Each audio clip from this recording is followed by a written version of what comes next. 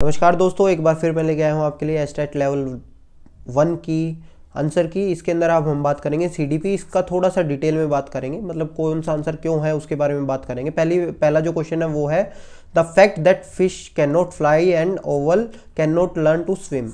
कि ओवल हमारा तैर नहीं सकता और जो फिश है वो उड़ नहीं सकती। इसके पीछे कारण क्या है? देखिए, हमारे अलग अलग चीज़ें होती है। हमारा डेवलपमेंट होता है, मैच्योरेशन होता है, इवोल्यूशन होता है। तो ये कारण होता है इवोल्यूशन की वजह से। और इवोल्यूशन किस लिए होता है? क्योंकि उनके जीन्स के अंदर बदलाव आया होता है। अगर आपने मेरी सीडीपी की वीडियोस देखी हैं सीटेट वाली, तो उसके अंदर मैंने बताया हुआ है कि जो इवोल्यूशन, जो जीन्स है, जीन्स हमारा बायोलॉजिकल फैक्टर होता है। तो ये हमारा the effect of biological need on learning, ठीक है। हालांकि वो जो वीडियोज है वो बहुत ज़्यादा आपको हेल्प करेंगी ये एस्टेट वाला पेपर में, लेकिन कुछ ऐसे टॉपिक थे जैसे कि जो पर्सनैलिटी है, पर्सनैलिटी से अब की बार एस्टेट में काफ़ी क्वेश्चंस पूछे हुए हैं जो कि सीटेट का टॉपिक नहीं है। इस वजह से वो क्वेश्चन तो शायद आपको आएंगे नहीं, बाकी सारे क्वेश्चंस आप कर लेंगे आसानी से। नेक्स्ट पे चलते हैं भाई। कह रहे हैं प्राथमिक पुनर्बलक, प्राइमरी रीइंफोर्सर बताओ। देखो, प्राइमरी रीइंफोर्सर हमारे होते हैं जो हमारी भूख से, प्यास से, नींद से, जो हमारी प्राइमरी नीड्स होती है ना, उनको हम कहते हैं प्राइमरी रीइंफोर्सर। तो जो मनी या जो बाकी सारी जो चीज़ें होती हैं, पैसा, ग्रेड वगैरह, ये हमारे सेकेंडरी होते हैं। तो अगर इसके अंदर आप देखोगे तो बिस्किट है हमारा, ये प्राइमरी है क्योंकि ये भूख से रिलेटेड है। नेक्स्ट पे चलते हैं भाई। कह रहे हैं कि वाइगोत्स्की के अनुसार एक बच्चा जिन कार्यों को अपने दक्षता अपने से दक्ष व्यक्ति की सहायता से पूरा कर सकता है, उसकी ऊपरी सीमा को क्या कहते हैं? जोन ऑफ प्रोक्सिमल डेवलपमेंट कहते हैं। ये क्वेश्चन भी हमने किया हुआ है सीटेट के अंदर। नेक्स्ट पे चलते हैं भाई। कह रहे हैं the ability of class grouping develop during कौन सी में होती है भैया? ये हमारी होती है कंक्रीट ऑपरेशनल स्टेज। जब हमने पियाजे किया था तो इसके बारे में डिस्कस किया था। नेक्स्ट पे चलते हैं भाई। क्वेश्चन है who among the following first give the theory of moral development. तो इसका आंसर है भैया पियाजे। मैंने आपको पहले भी बताया, जब मोरल डेवलपमेंट की मैंने करवाई थी तो उसके अंदर मैंने बताया था पहले पियाजे ने दी थी। पियाजे ने उसके अंदर बस 2 ही चीज़ें दी थी, ठीक है, ऑटोनॉमी, हिट्रोनॉमी। फिर उस चीज़ को आगे बढ़ाया था हमारा कोहलबर्ग ने, ठीक है। नेक्स्ट पे चलते हैं। ये भी हमने किया हुआ था, एल्बर्ट बंडूरा ने क्या दिया है? सोशल लर्निंग दी हमारी। नेक्स्ट पे चलते हैं भाई। आसान क्वेश्चन था ये तो। कोहलर हमारे इनसाइट लर्निंग दी थी कोहलर ने, कोई दिक्कत की बात थी नहीं इसमें, तो आसान क्वेश्चन था। नेक्स्ट पे चलते हैं। कह रहे out of sight out of mind, कि हम जब सेंस नहीं कर सकते, तो देखो हमने इसके लिए हमने कहा था वस्तु स्थायित्व जो गुण था उसी के लिए ये लाइन लिखी हुई है, ठीक है।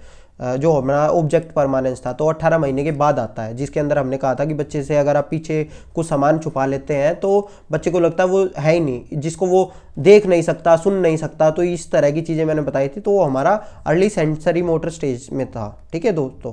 नेक्स्ट पे चलते हैं भाई। एजुकेशनल साइकोलॉजी और पैडागोजी। पैडागोजी हमारा होता है हाउ टू टीच, तो साइकोलॉजी और इसको जोड़ता है एजुकेशनल साइकोलॉजी। नेक्स्ट पे चलते हैं भाई। कह रहे हैं कि इनमें से कौन सा स्टेज नहीं है ब्रूनर की? ये तीनों है भैया, ये एक्रिलिक स्टेज नहीं थी ब्रूनर की। नेक्स्ट पे चलते हैं। कह रहे हैं कि ब्रोन फैबनर बायोलॉजिकल मॉडल क्या था? हमारा डेवलपमेंट का बायोलॉजिकल मॉडल था, उसके अंदर उन्होंने कहा था इंडिविजुअल होता है, फिर ऐसे ऐसे गोले गोले थे, अभी उसको वो अलग अलग चीज़ें कहते हैं। अच्छा, एक चीज़ बताता हूँ, ये सारा पेपर अगर आप देखोगे, अगर आपने एनसीईआरटी क्लास 11th की पढ़ रखी होगी और 12th के पहले 2 चैप्टर पढ़ रखे होंगे साइकोलॉजी के, तो ये पूरा पेपर आपका आ जाएगा। ये भी एनसीईआरटी के अंदर है, ठीक है। इसका आंसर है माइक्रो सिस्टम, जिसके अंदर बच्चे के पेरेंट्स और सिबलिंग उसी के अंदर आते हैं। माइक्रो सिस्टम सबसे पास जो उसका होता है। नेक्स्ट पे चलते हैं भाई। सबसे इफेक्टिव हमारा होता है वेरिएबल रेशो, ठीक है। नेक्स्ट पे चलते हैं। कह रहे हैं कि जब हम बच्चे को कुछ कौन से पद का तात्पर्य एक विद्यार्थी को सही उत्तर की संभावना को बढ़ाने का संदेश वाले संकेतों को देना है, ठीक है। तो जो हम उनको प्रॉम्प्ट देते हैं, जो हम उनको क्यूज देते हैं, ठीक है, क्यूज, प्रॉम्प्ट, और जो ये वाली चीजें थी, ये हमारा स्काफोल्डिंग का भी एक पार्ट था, ठीक है। तो उसको एक्स्ट्रा चांस देना, इंक्रीज चांस देना, तो ये हमारा, जब मैं वाइगोत्स्की पढ़ा रहा था तो उसके अंदर मैंने बताया था कि कुछ हेल्प करता है बंदा, सीधा आंसर नहीं देता लेकिन उस बच्चे की कुछ हेल्प होती है, तो यही है हमारा प्रॉम्प्ट आएगा इसका आंसर। नेक्स्ट पे चलते हैं भाई। आसान क्वेश्चन था, डिस्ग्राफिया और ये सारी चीजें मैंने आपको बता रखी है, लर्निंग डिसेबिलिटी के अंदर होता है। नेक्स्ट पे चलते हैं भाई। आसान क्वेश्चन है। कह रहे हैं कि जब बच्चा एक ही एस्पेक्ट को देखता है तो वो क्या होता है? वो सेंट्रेशन होता है, ठीक है, केंद्रीकरण होता है। जब अलग अलग एस्पेक्ट देखता है तो वो डिसेंट्रेशन होता है, ठीक है, और वो आपका कंक्रीट ऑपरेशनल स्टेज में आता है। नेक्स्ट पे चलते हैं भाई। ट्रांसफर ऑफ लर्निंग मैंने बताया था, पॉजिटिव नेगेटिव 3 तरह की होती हैं हमारी, ठीक है। 0 जब कुछ हेल्प ही ना करे, जब हमारी हेल्प करे, और जब बाधा उत्पन्न करे, तो इसके अंदर बाधा यानी कि नकारात्मक। नेक्स्ट पे चलते हैं भाई। ऑटिज्म किसने डिस्क्राइब किया है? देखो ऑटिज्म की टर्म तो 1911 में पहले दे दी थी। जर्मन साइकेट्रिस्ट थे ईजन ब्यूलर, ठीक है, इन्होंने दी थी EUGEN।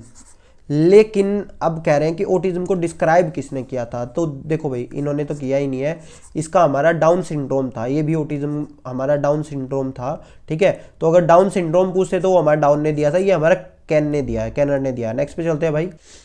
तो भैया ये था कि हमारा आसान क्वेश्चन था, मैंने बताया भी हुआ है पियाजे के अंदर कि जब हम कोई नया स्कीमा बनते हैं या स्कीमा के अंदर बदलाव करते हैं तो हमारा क्या होता है? एकोमोडेशन होता है। अगर उसी स्कीमा के अंदर हम कुछ इन्फॉर्मेशन ऐड करते हैं तो वो हमारा होता है एसिमिलेशन, ठीक है। लेकिन अगर स्कीमा ही बदल रहे हैं हम या फॉर्म कर रहे हैं नया, ठीक है, तो वो हमारा एकोमोडेशन होता है। तो इसका आंसर है समायोजन, समजन लिखा हुआ देखो हिंदी के अंदर। नेक्स्ट पे चलते हैं भाई। स्काफ होल्डिंग तो आसान सा था, वाइगोत्स्की इसका उत्तर था। नेक्स्ट पे चलते हैं भाई। कह रहे हैं according to Sheldon which of the following is not the type of person. जो मैंने आपको बताया पर्सनैलिटी, अगर पर्सनैलिटी आपको पढ़ना है ना भाई, तो आपको 12th क्लास का 2nd चैप्टर आपको पढ़ना पड़ेगा साइकोलॉजी का, वहाँ से आप समझ लेना, वहाँ से क्वेश्चन आया हुआ ये भी।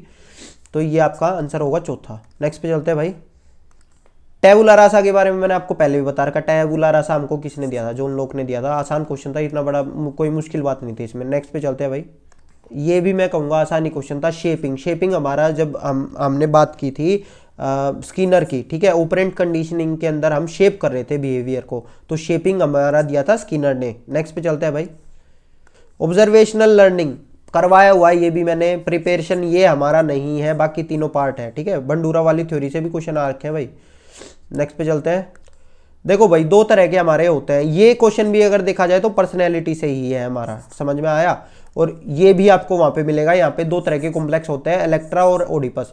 ओडिपस कॉम्प्लेक्स होता है, ये एक पौराणिक गाथा पे आधारित है, ठीक है। एक अगर आप पढ़ोगे ओडिपस हमारा एक राजा था, उसने बाई चांस अपनी मम्मी को अपने पिताजी को मार दिया था और फिर उसने अपनी मम्मी से शादी कर ली थी। तो मतलब ये एक कथा है या एक नोवेल कह सकते हो आप, वो है, ठीक है।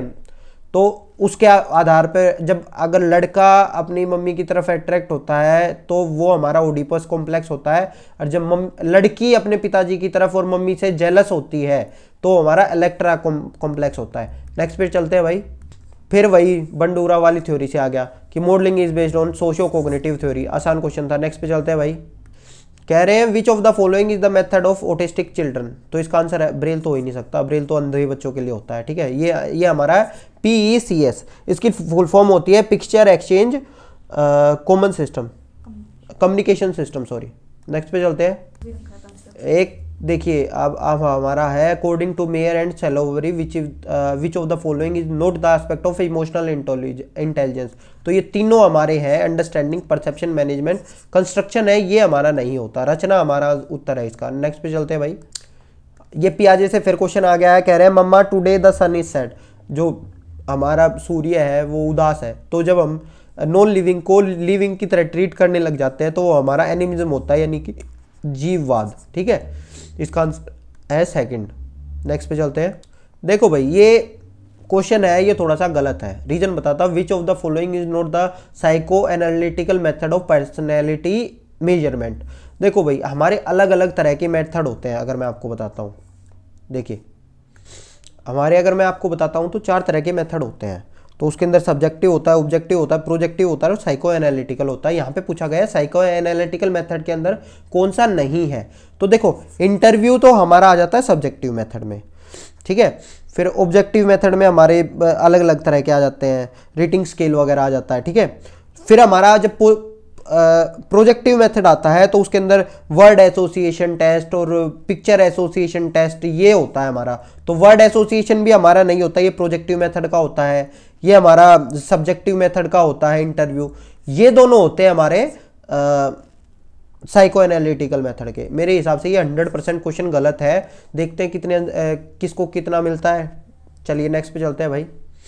आसान क्वेश्चन है, कह रहे हैं कि फ्रीवेड का बताओ साइको सोशल डेवलपमेंट है, ये भी पर्सनैलिटी से, लेकिन अगर आपने पियाजे भी पढ़ा है तब भी आप बता सकते हैं इसका उत्तर प्री ऑपरेशनल स्टेज है।